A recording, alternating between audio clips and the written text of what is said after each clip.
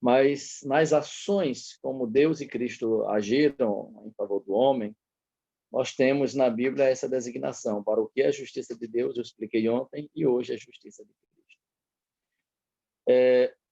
Romanos capítulo 1, versículo 18, eu quero começar com esse texto, que serve de contexto para entendermos a questão da justiça de Cristo. Aqui diz assim: a ira de Deus se revela do céu contra toda a impiedade e perversão dos homens, que detêm a verdade pela injustiça. Eu quero dizer para vocês, então, que a Bíblia trata, e isso é um assunto que está em toda a Bíblia, da ira de Deus. E eu escolhi esse texto para dizer para vocês que a ira de Deus se revela do céu contra o pecado, né? Contra a impiedade, contra a perversão, contra a injustiça, em uma palavra, contra o pecado. E o próprio Deus, em Isaías 59, versículo 1, ele diz: porque as vossas iniquidades fazem separação entre mim e vós. Eu ainda cito, para a gente ganhar tempo, Ezequiel 18, verso 4, porque vocês conhecem o texto. Lá diz: a alma que pecar, essa morrerá. A alma que pecar, essa morrerá. E para fechar a linha de raciocínio, eu ainda cito Romanos 3, 23, onde diz que todos pecaram e carecem da glória de Deus.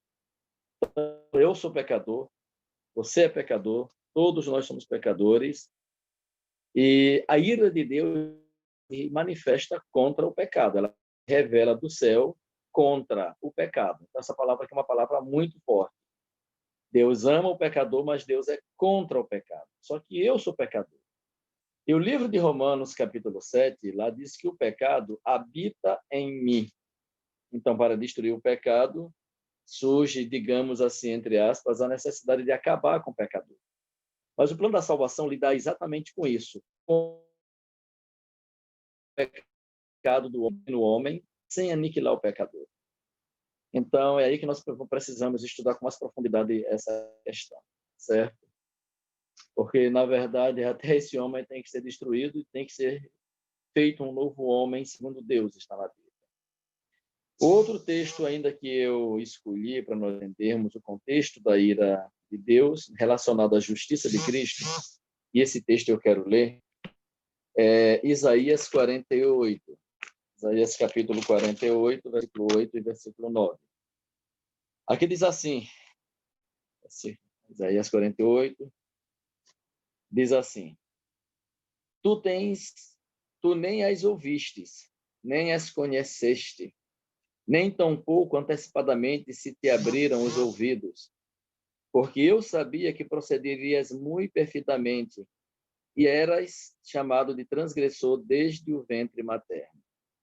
Então, esse texto deixa bem claro aqui, é um texto associado ao povo de Deus, ao povo de Israel, que estava vivendo um período de infidelidade. E aqui Deus falando, ele reconhece que esse povo ele era transgressor desde o ventre materno. Tem gente que dizendo por aí que nós não nascemos pecadores. Nós nascemos pecadores. Nós não nascemos pecando, mas nós nascemos pecador, sim. E esse texto é um texto forte, porque aqui diz que no ventre materno já se é chamado de pecador, de transgressor. De transgressor. E isso casa bem com Romanos 3, 23, onde diz que todos pecaram. Todos pecaram. E Romanos é um texto que é apresentado na sua forma absoluta, onde Paulo é pecado, para dizer que é o que não é. O que gera geralmente confusão é a diferença entre inocência e pureza. Então, o ser humano, nós nascemos impuro, nós já somos impuros desde o momento em que nós somos concebidos, porém, somos inocentes. Então, ao passo que nós vamos crescendo e ganhando consciência, uma das coisas que logo começa a fazer parte da nossa consciência é o nosso senso de culpa. E isso se manifesta muito cedo numa criança. O medo, o receio, o temor, se manifesta muito cedo numa criança. Então, o versículo seguinte, que é o versículo que eu quero destacar, que diz assim: por amor do meu nome, retardarei a minha ira, e por causa da minha honra, me manterei para contigo, para que não venha a exterminar. Então, veja, eu sou pecador, e a ira de Deus se manifesta contra o pecado, e Deus, por amor de si mesmo, ele não nos extermina, ele contém a sua ira. Em certo grau, nós sofremos as consequências do pecado, que nós poderemos dizer que não deixa de ser uma manifestação da ira de Deus. Mas veja, queridos irmãos, a ira de Deus, nunca um pecador experimentou a ira de Deus. A ira de Deus, ninguém pecador nesta terra experimentou essa ira, entendem? E aí, nessa linha de raciocínio, eu quero apresentar o último versículo que contextualiza a mensagem de hoje, que é o Salmo 90, né? E isso aqui me deu assim, um trabalho, porque eu tenho que escolher de forma muito seleta, que são muitos versículos, muitos textos, e eu quero apresentar aqui aquele texto que realmente diz tudo, diz mais, numa porção muito grande de tantos textos. Mas você pode pegar aí no computador, aí uma chave bíblica, pesquisar sobre ira e você vai entender um pouco mais. E agora veja, Salmo 90, versículo 7 e versículo 9 diz assim: pois somos consumidos pela tua ira e pelo teu furor conturbados. Versículo 8: diante de ti puseste as nossas iniquidades, e sob a luz do teu rosto os nossos pecados ocultos. Vejam aqui, trata de pecados ocultos. E agora o versículo 9 diz assim: pois todos os nossos dias se passam na tua ira. É Salmo de Moisés. Acabam-se os nossos anos como um breve pensamento. Entenderam? Então, veja que aqui nesses versículos que eu li, ira e pecado estão associados. O tempo nos maltrata. E por conta dos nossos pecados, a nossa vida foi encurtada. Nós nos tornamos mortais por conta do pecado, porque o salário do pecado é a morte. E aqui diz exatamente isso. E todos os nossos dias se passam na tua ira. E agora o versículo que serve de trampolim para nós entendermos o que eu acabei de dizer sobre o derramamento da ira de Deus sobre nós, está no versículo 11 deste salmo. Esse, para mim, é um versículo muito importante, que diz assim: quem conhece o poder da tua ira? Uma pergunta. Quem conhece o poder da tua ira? E a tua cólera segundo o temor que te é devido. Quem conhece a ira de Deus? Quem conhece a ira de Deus segundo o temor que é devido a Deus? Quem conhece a cólera de Deus? Quem tem uma consciência absoluta da santidade de Deus? Todos os homens que tiveram na terra contato direto com Deus ficaram aterrorizados. Isaías ficou aterrorizado. Moisés diz, o livro de Hebreus, ficou aterrado e trêmulo diante de Deus. Manoá, ele disse, vamos morrer. Todos os que tiveram contato direto com essa justiça, essa santidade, com essa presença gloriosa de Deus, todos achavam que iam morrer, porque a presença de Deus é maravilhosa. Então, essa pergunta aqui é interessantíssima. Quem conhece o poder da tua ira? Queridos irmãos, na face desta terra, ninguém. Ninguém conhece a ira de Deus. De fato, somente uma pessoa conheceu. E é aí que eu quero entrar agora no tema da justiça de Cristo. Porque nós não podemos falar da justiça de Cristo sem falar da ira de Deus. Por quê? Volto a dizer, o salário do pecado é a morte. Mas aí nós temos o adendo.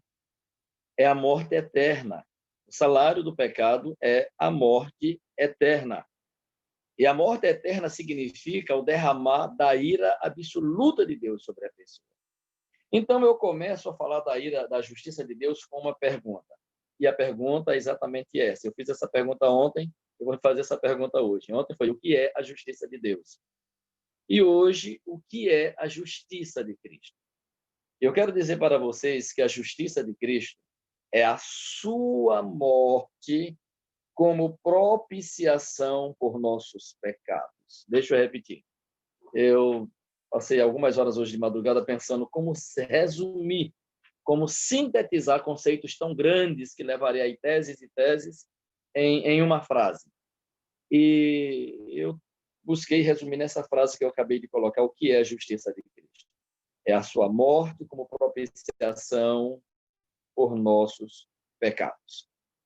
E aí, para sustentar a minha tese aqui, a teoria, eu quero convidar vocês a abrirem suas Bíblias em Romanos capítulo 3. Esse texto ele é fundamental.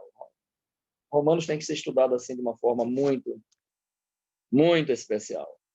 Então, Romanos capítulo 3, veja, versículo 24 mais uma vez e 25.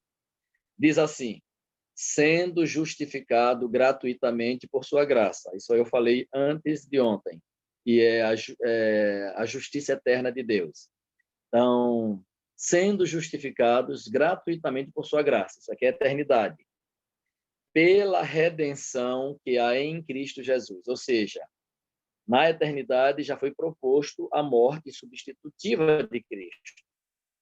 Agora, quando nós chegamos no versículo 25, é que nós temos exatamente a questão da justiça de Deus, onde diz assim: a quem Deus, essa redenção, essa justiça pela graça, a quem Deus propôs no seu sangue, como propiciação mediante a fé. A questão da fé, que está nesse versículo aqui, eu vou falar amanhã. Para manifestar a sua justiça. A justiça de Deus é manifestada mediante a justiça de Cristo. Por ter Deus, na sua tolerância, deixado impunes os pecados anteriormente cometidos. Isso aqui é muito profundo, eu não vou me aprofundar, mas eu quero, nesse texto, dizer para vocês que aqui nós temos o tema da justiça de Cristo. Onde? Na declaração redenção, que há em Cristo Jesus, no seu sangue. E aí, quando nós vamos para o livro de Hebreus, lá diz que sem derramamento de sangue não há expiação, não há salvação sem derramamento de sangue. Então, era necessário que o sangue fosse derramado. Agora, a beleza desse texto aqui é que é dito que o sangue seria derramado, o sangue de Jesus foi proposto como propiciação.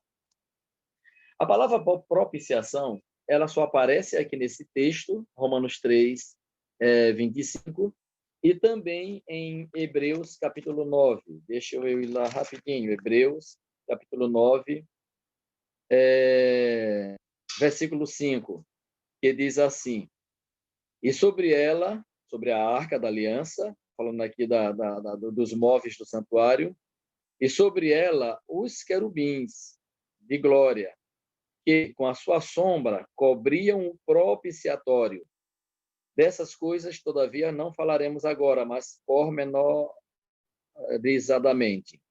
Então, Paulo está falando aqui dos móveis do santuário, e ele está dizendo que o nome que se dava à tampa da arca era de propiciatório. Então, propiciação e propiciatório são termos que estão interligados na palavra de Deus, estão interligados na Bíblia.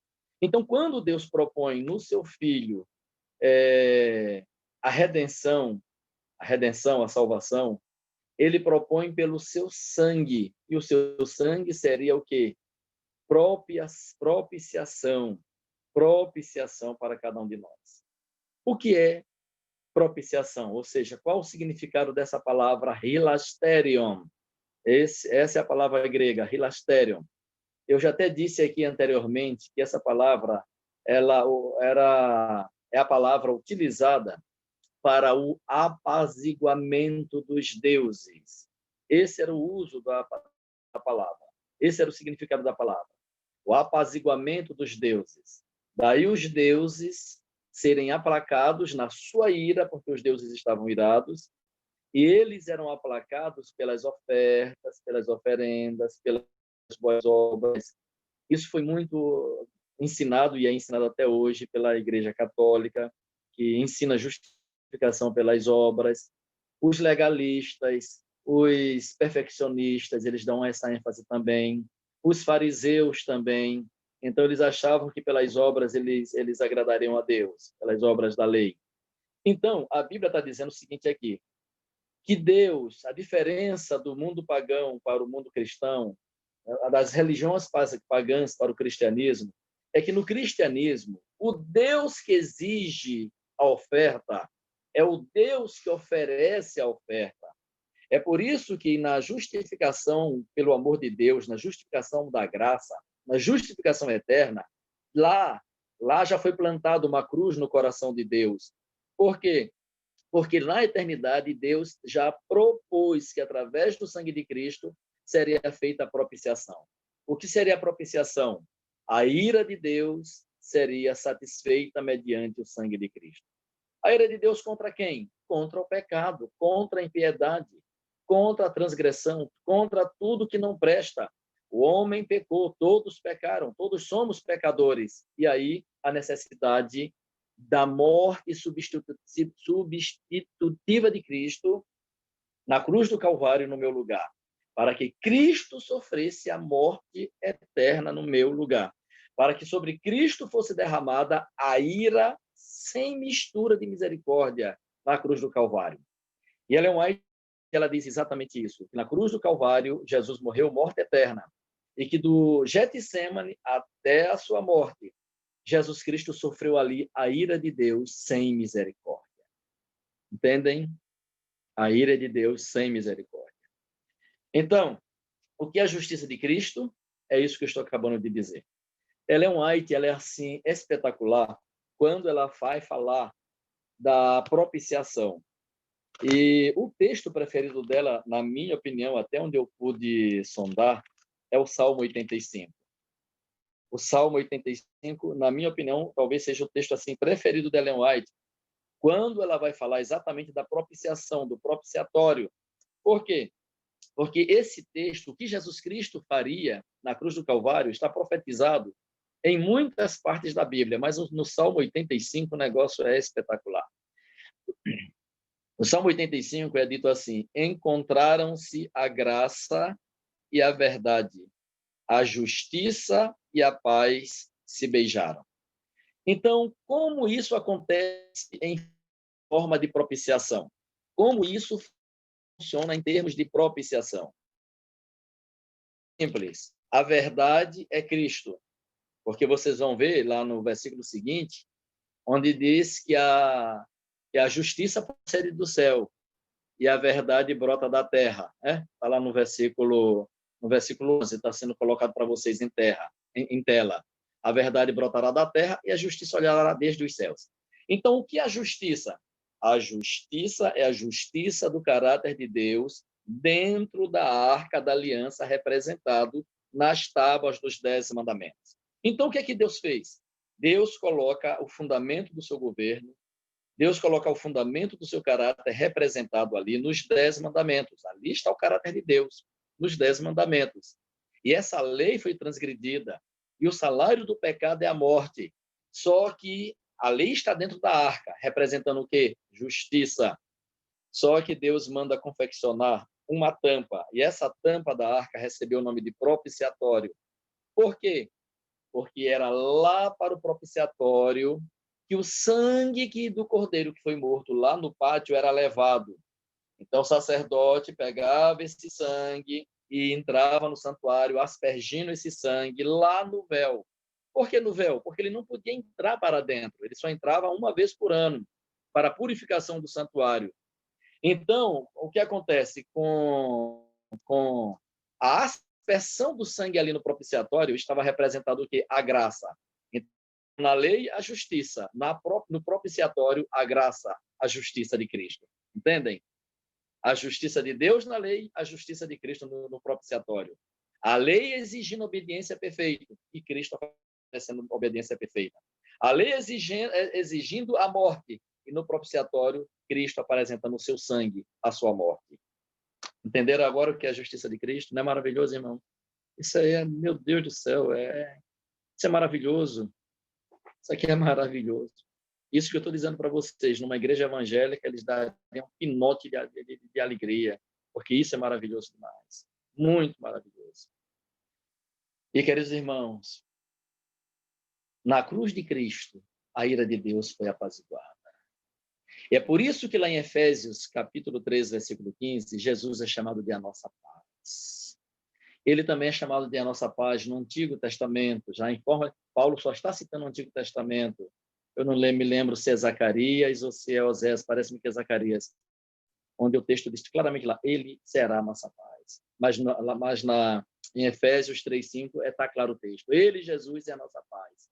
Ele quebra a barreira, ele quebra a separação, ele estabelece a ponte entre nós e Deus. Daí o sacrifício de Cristo gera alguns efeitos para nós. O primeiro e o mais importante é reconciliação.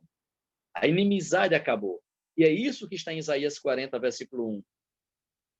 Falai ao coração de Jerusalém. Dizei a Jerusalém que a sua milícia, ou seja, acabou a guerra, porque através de Cristo a reconciliação foi feita. Isso é a propiciação. Isso é a justiça de Cristo.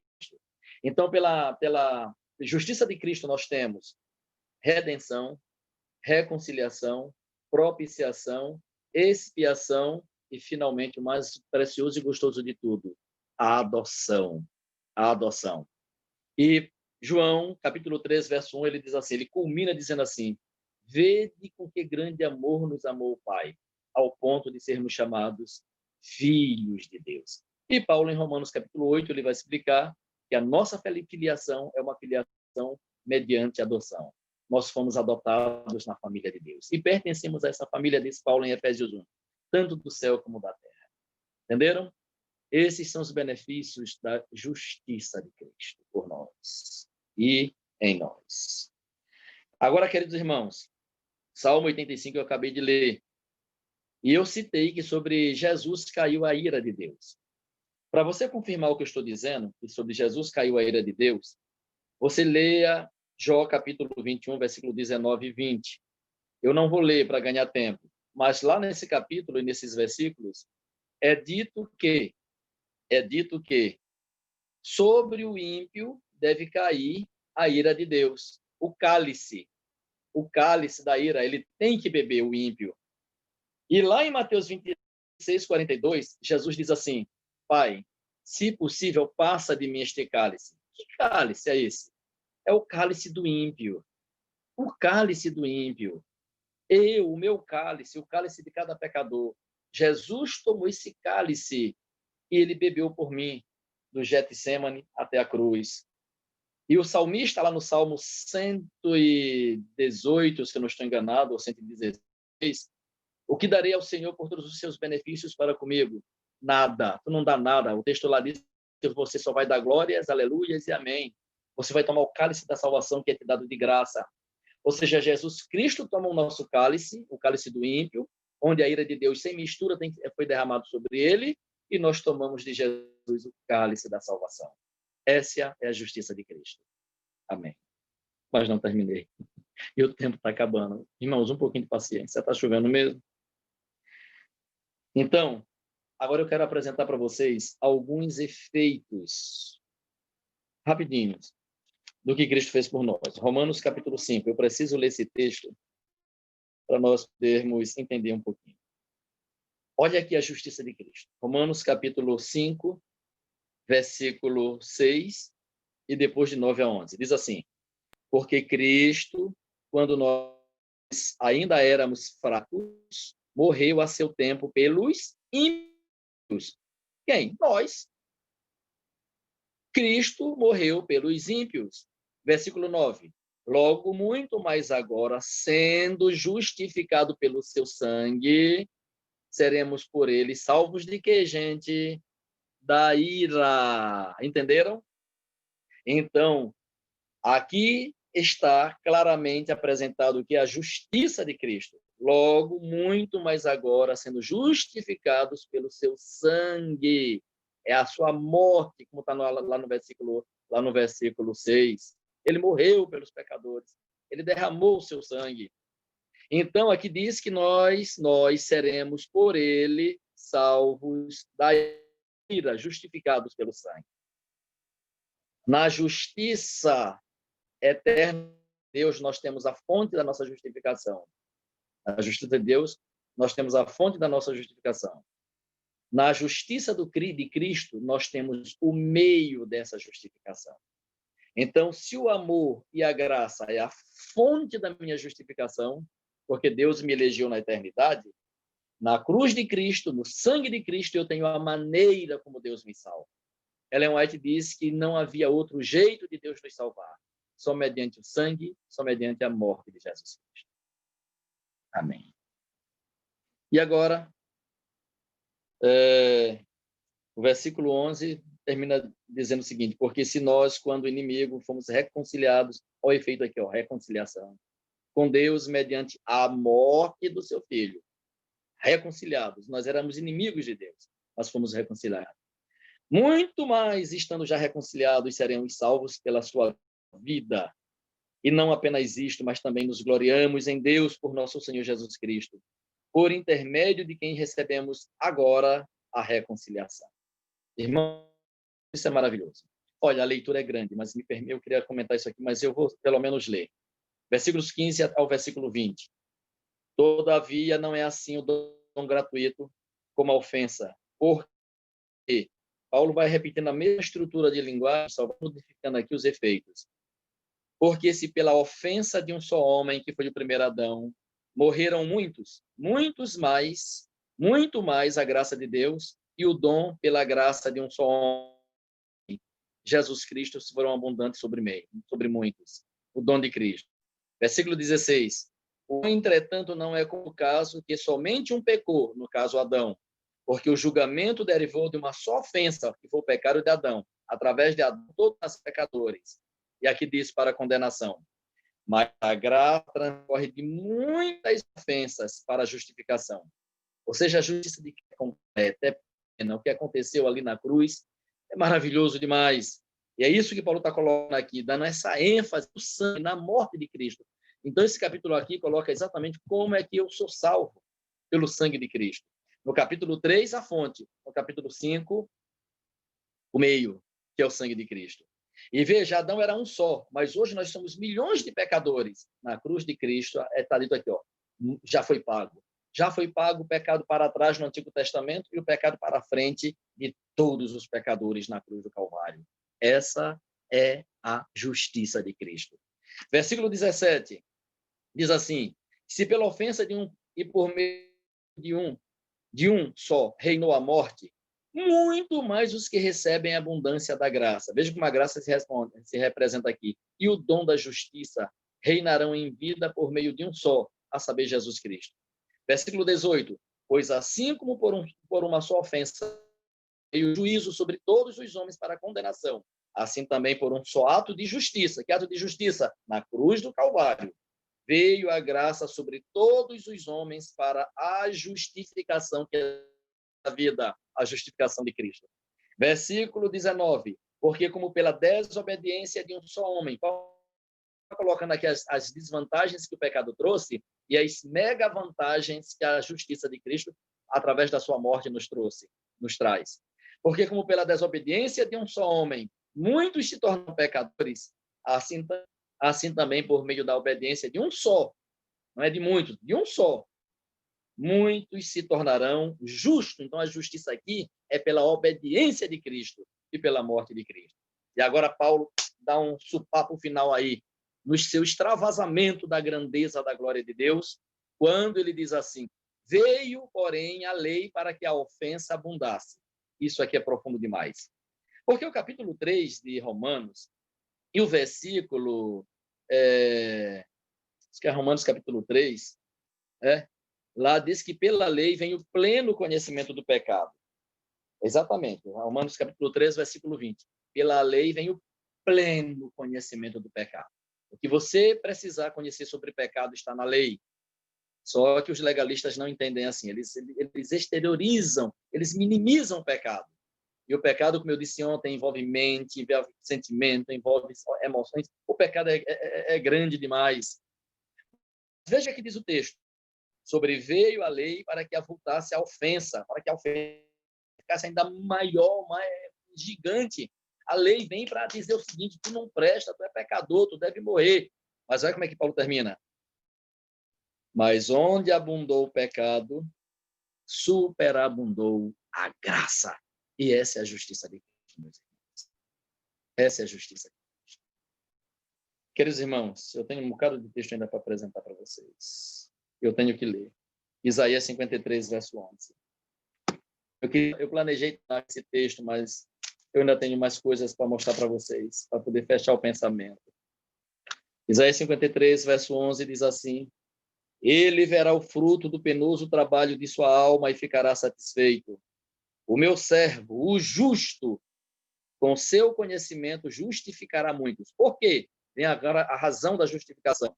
Porque as iniquidades deles levará sobre si. Entenderam? Jesus tomou minha iniquidade e com a sua morte ele me justifica. Essa é a justiça de Cristo sobre mim. Essa é a justiça de Cristo sobre mim. Agora, queridos irmãos, eu quero dizer uma coisa importante para vocês. Por que Jesus Cristo fez tudo isso? Porque lá na eternidade, Deus tinha duas opções. Ou me destinar para a ira, ou me destinar à salvação através de Cristo Jesus. Então, o que foi que Deus fez? Ele destinou Jesus Cristo para a ira e me destinou para a salvação. Foi isso que Deus fez. E isso eu leio em 1 Tessalonicenses, capítulo 5, versículo 9.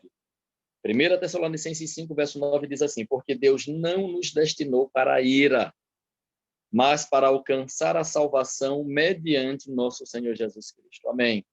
Então, na eternidade, eu fui eleito para a salvação. Eu fui predestinado para a salvação, mas levando em conta o meu livre-arbítrio. Eu escolho se aceito ou eu escolho se rejeito.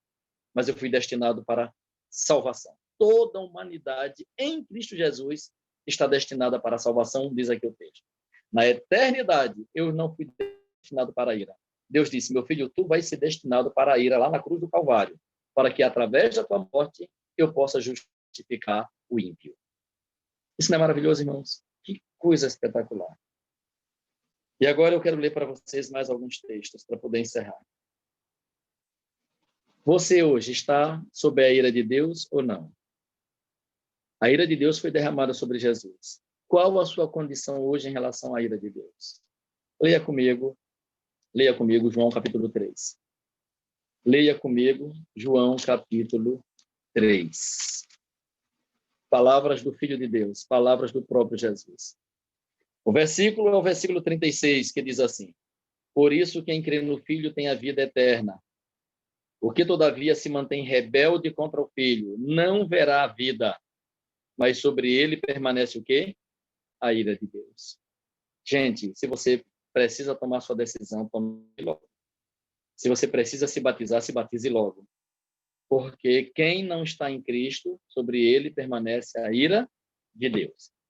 Agora, Mateus capítulo 3 coloca aqui alguns contextos como essa reconciliação se dá.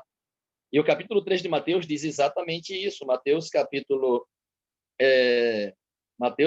3, versículo 7 a 10 diz assim: Vendo ele, João Batista, porém, que muitos fariseus e saduceus vinham ao batismo, disse-lhes: Raça de víboras, quem vos induziu a fugir da ira vindoura? Um dos passos para fugir da ira vindoura, queridos irmãos, é ir ao batismo. Aqui. Versículo 8. Produzi, pois, frutos dignos de arrependimento.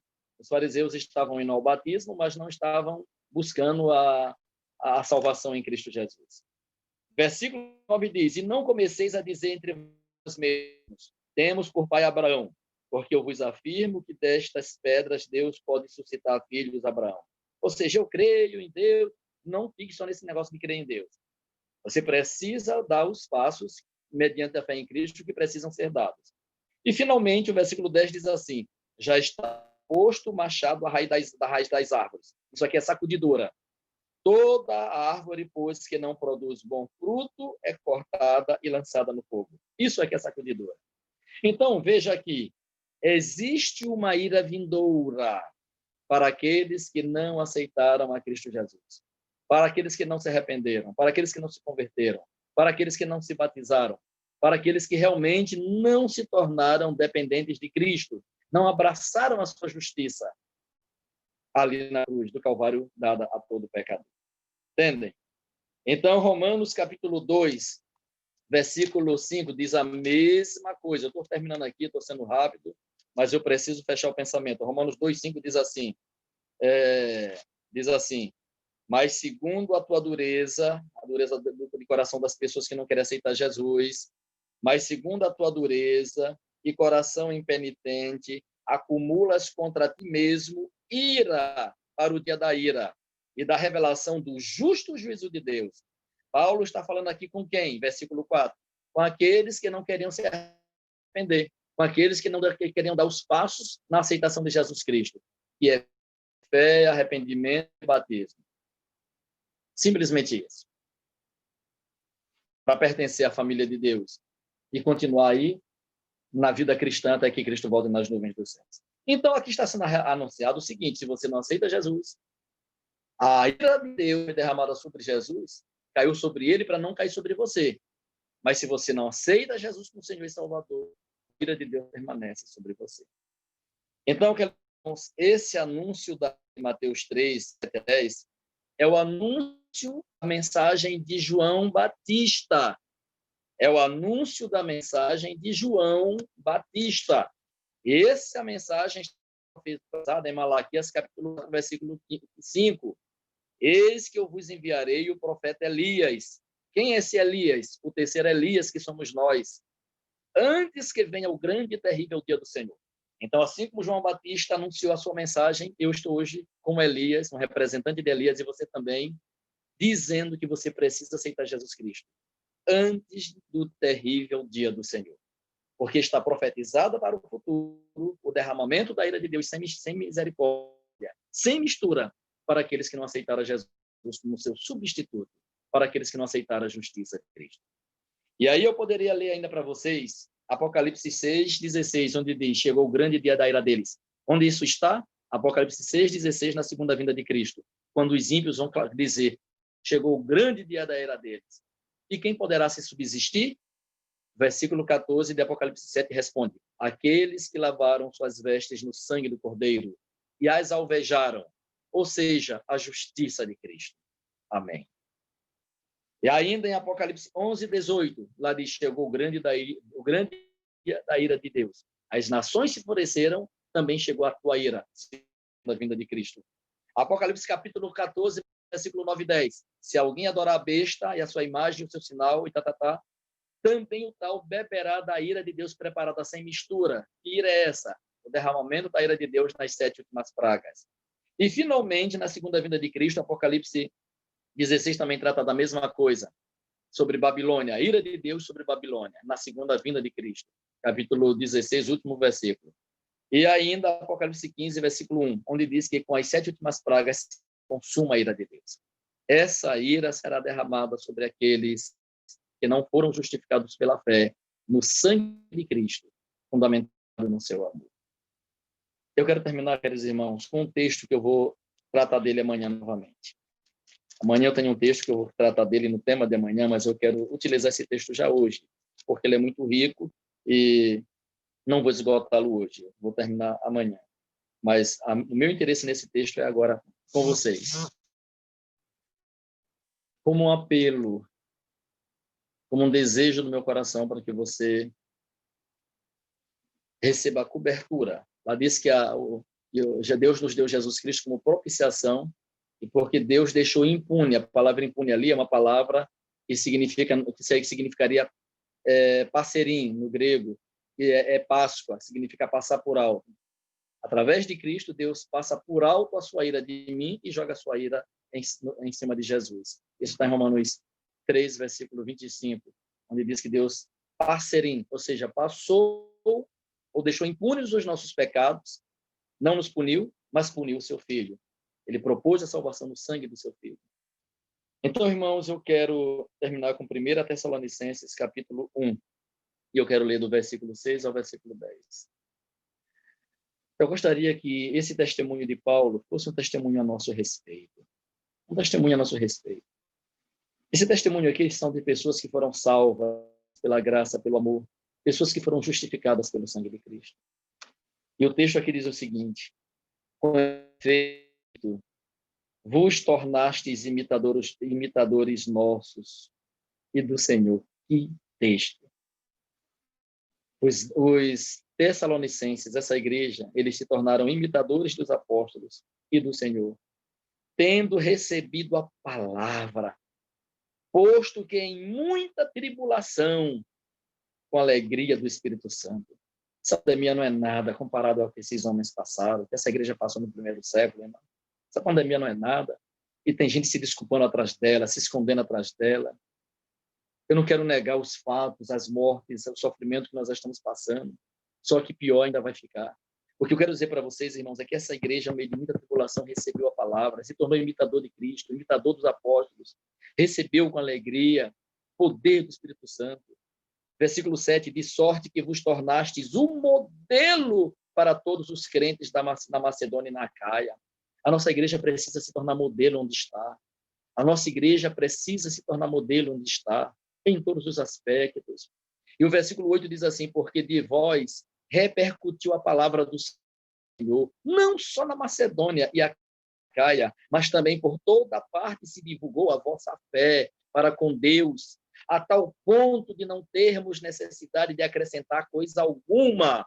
Aqui é o testemunho de uma vida justificada em Cristo, e eu vou falar disso amanhã, ou então depois da manhã, quando eu falar sobre justificação pela fé. E o versículo 9 diz assim, pois eles mesmos, no tocante a nós, proclamam que repercussão teve o nosso ingresso no vosso meio, e como deixando os ídolos, vos convertestes a Deus, para servirdes o Deus vivo e verdadeiro. E agora Paulo fecha. E para aguardardes dos céus o seu Filho, a quem ele ressuscitou dentre os mortos, Jesus, que nos livra da ira vindoura. O justificado pela justiça de Cristo, irmãos, está salvaguardado da ira que virá. Aquele que não aceitou Jesus, a ira de Deus permanece sobre ele. Está toda acreditada ao lado do seu nome. Os seus milhões e milhões de pecados, porque a gente peca toda hora. Mas aquele que aceitou Jesus Cristo pela fé, a sua vida e a sua morte, está garantido que na segunda vinda de Cristo, nós estaremos salvos da ira. A pergunta foi feita. Chegou o grande dia da ira deles. E quem é que vai estar em pé? E a resposta é dada. Jesus, que nos livra da ira. Enquanto Jesus Cristo vem como fogo e ira sobre os ímpios, que vão se esconder nas rochas e nos penhascos, para nós ele vem como libertador. E ele nos guardará da ira derramada nas 7 últimas pragas. E ele nos salvará da ira derramada talvez através de Satanás, que estará sem restrição. Jesus nos livrará da ira vindoura. Se você precisa tomar sua decisão, chegou a hora. Tome sua decisão. Faça o que precisa ser feito para que você possa estar escudado da ira que um dia será derramada. 100% da ira de Satanás e 100% da ira de Deus. Que Deus nos abençoe. Que Deus nos abençoe. Vistamos-nos com essa justiça e sejamos lavados no sangue do Cordeiro, em nome de Jesus. Amém.